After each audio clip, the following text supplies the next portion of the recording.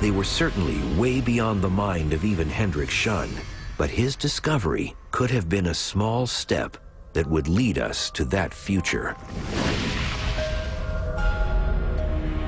And then something happened that no one could have predicted.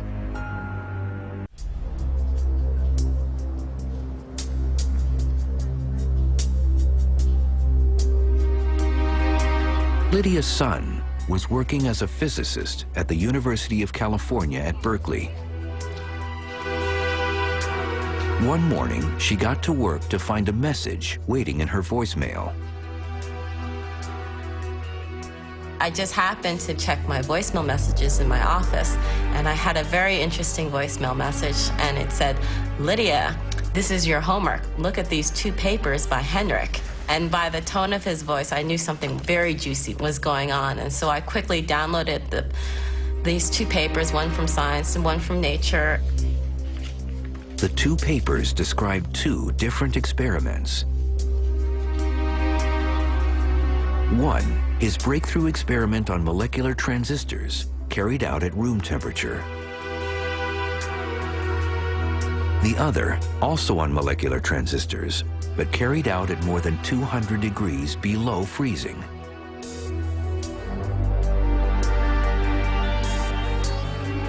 Lydia began reading the 2 papers. Everything seemed to be very reasonable, and I'm trying to think, well, what's so special? And then what I ended up doing was to look at the very first figure. Just looking at each figure individually, they looked very reasonable. So I was like, okay, well, this can be it. But then, her eyes drifted on to 2 graphs, the actual results of Schun's experiments. And then that point, it was like, wait, something is really wrong right here. The results just didn't make sense. I realized, just having them right next to each other, that they were completely identical. 2 totally different experiments with exactly the same results was impossible. Yet that's what Schun's papers reported. Well, all you need to do is really just look at them. And what you see is that they're really nice, beautiful curves. But then the interesting part is all you have to do is slide them on top of one another. What's really unusual was that you can look in this area and in this area, and you can see that the noise, all these little squiggles and bumps, they should never overlap one another. Noise simply can't reproduce to the T like it's shown here.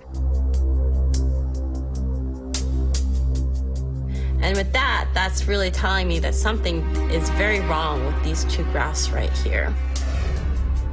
Lydia was intrigued. Could Schun have made a mistake? She contacted her old friend, Paul McEwen.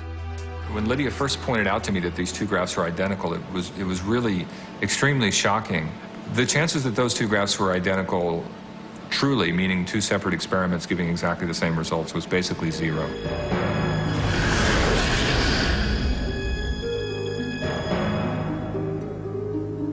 So they alerted the scientific journal who first published Schun's breakthrough. Carl Ziemelis from Nature took Lydia's call. The first response I had on hearing the concern that Lydia had raised was, well, damn, what is going on here? We got the papers out and we compared the figures, and sure enough, they were the same figure. There was no 2 ways about that. Ziemelis was worried. Was the breakthrough paper founded on mixed-up results? He decided to contact Schun. We were in touch with him by email later that day, and we had a response very rapidly from him, reassuring us that it had been an honest mistake. Schun had simply got his graphs mixed up. It had all been just a silly mistake. It was a temporary wobble. Although a mistake had been made and perhaps the author had been a little bit sloppy in the preparation of his papers, at least we could feel confident that the results were now correct and would stand the test of time. Schun's breakthrough transistor still looked good.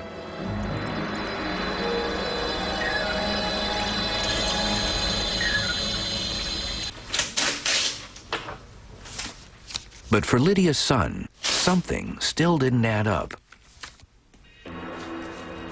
For months now, rumors had been circulating about Shun's work. Many of his claims just could not be repeated in the lab by others. I don't know how else to describe it. Like, you have in your head these red flags going ding, ding, ding, ding, warning, warning, warning. There is something rotten in Denmark. Lydia decided to get to the bottom of the Shun enigma. She printed out a range of his old papers and started to read. Hundreds of miles away, Paul McEwen was doing the same. It's a Thursday evening, and my wife is out of town, so I'm obsessing over Hendrik Schun's papers. Each of us must have brought home at least 10 of Hendrik's papers. And it was almost 11 o'clock in the evening that Paul gave me a call. I'm looking at the view graphs again, and we're chatting away about one thing or another, and she's talking to me. And at one point, I say to her, "Oh my God, Lydia, you got to look at this paper." I'd found yet another example where that same bit of data seemed to have been used in yet a third paper.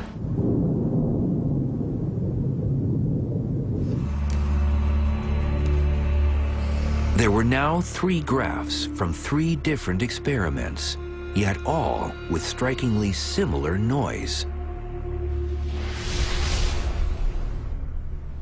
It couldn't be an accident. You don't submit the same data 3 times. You can get away with being wrong once, but not twice.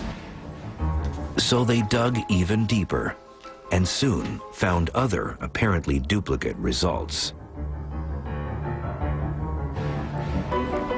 So once you've got the idea in your head that there might be duplicate data throughout his papers, I started printing out a lot of the papers and looking at them. And lo and behold, very soon I found yet another example. This time, the experiments were carried out on different materials at different voltages. Yet again, they showed very similar results.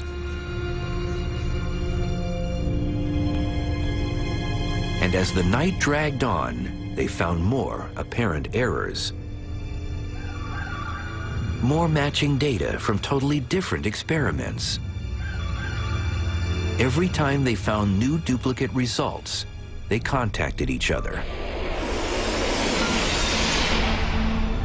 The email messages had progressed to the point that he started calling me Scully, and he was signing his emails as Mulder because he just felt that this was like an X-Files.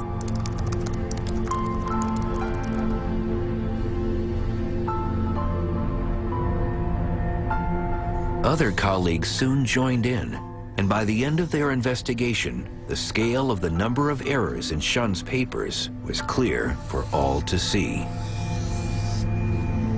I was just kind of in shock because here was this person that was the golden boy of condensed matter physics, and it appeared that a large fraction of what he'd done looked fraudulent.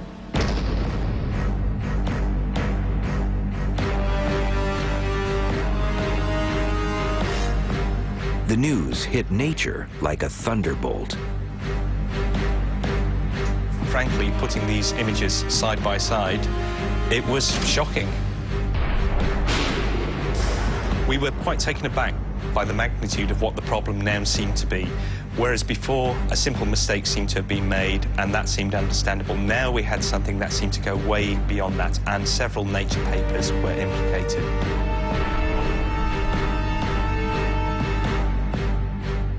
And in the following hours, we were agonizing, discussing, debating what on earth we should actually do now that this problem had been brought to our attention.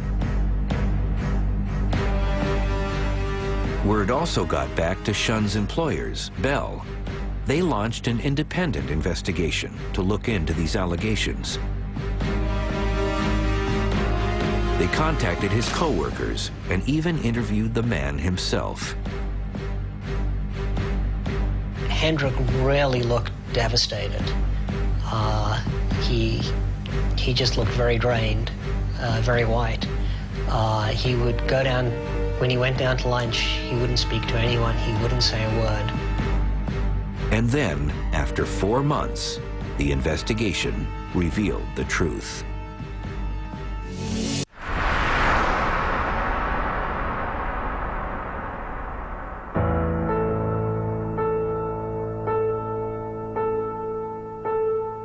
The investigation established that Shun had behaved recklessly and that he had deliberately fabricated some data.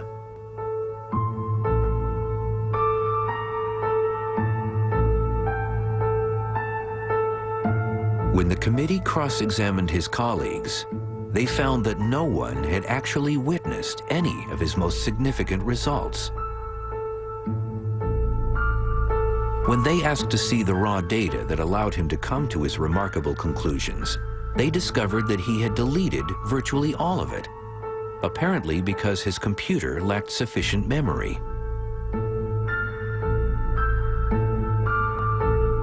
Suddenly, the reason he had seemed so advanced compared to anyone else began to make sense. The amazing thing about Hendrik was that everything he touched seemed to work. It was like competing against a god, really.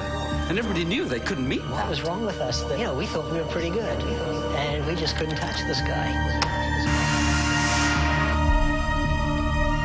because he was producing so much phenomenal work so fast. So if you like, this was the new level of science that you had to match yourself up against. We would used to joke that this guy's either going to Stockholm or he's going to jail. It seemed that Hendrik Shun had been so far ahead of his rivals for a very simple reason. Many of his greatest triumphs had been based on fabricated data. It was a shocking revelation. Those around the world who knew him were left asking themselves the same question. Why did he do it? I don't know. Maybe it was he started out with something very small and kind of grew out of control. Or maybe it was psychological. Maybe on planet Hendrik, this made perfect sense. But in the end, I don't know, and nobody knows, and probably, I guess, maybe not even Hendrik.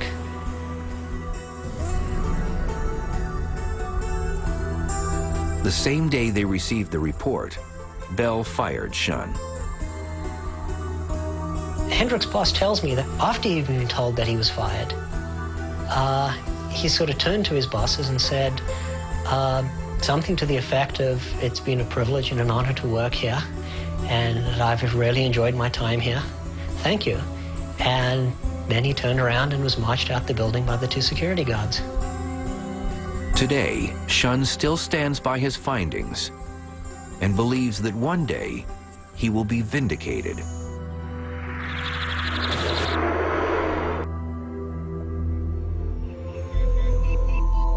But there is still unfinished business. The use of fake data by Shun means more than just the shockwaves he created in the scientific community. What people had hoped could deliver a solution to Moore's Law ultimately proved futile.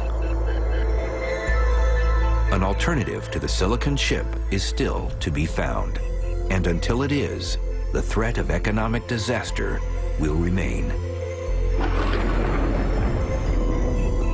But there is some good news. One route to the world of gray goo has faded. That future is as far off as it ever has been. It means we can now all rest a little easier.